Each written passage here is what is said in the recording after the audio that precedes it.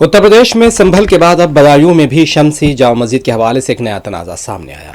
हिंदू फरीक का दावा है कि इस जगह पहले उनका कहना था कि नीलकुंठ महादेव मंदिर था जिसे तोड़कर मस्जिद तामीर की गई और मामले की समाअत के लिए बदायूं की ज़िला अदालत ने स्पेशल फास्ट ट्रैक कोर्ट कायम किया है, जहां आज समाअत होगी। हिंदू फरीक के वकीलों का कहना है कि इस जगह पर मौजूद मस्जिद का क़याम हिंदू इबादतगाहों को गिराकर किया गया था। दूसरी जानिब मुस्लिम फरीक ने इस दावे को सख्ती से मुस्तरद करते हुए कहा कि बादशाह शमसुद्दीन अल्तमश ने यह मस्जिद तामीर करवाई थी और इस जगह कभी भी मंदिर या मूर्ति का वजूद नहीं था।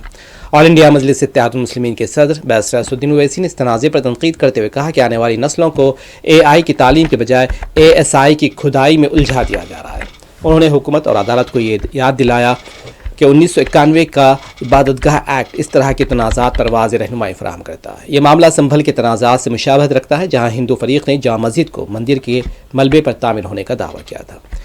मस्जिद के सर्वे के दौरान हंगामा आराई और पुलिस पर पथराव हुआ, नतीजे में 5 अफराद की जानें चली गई।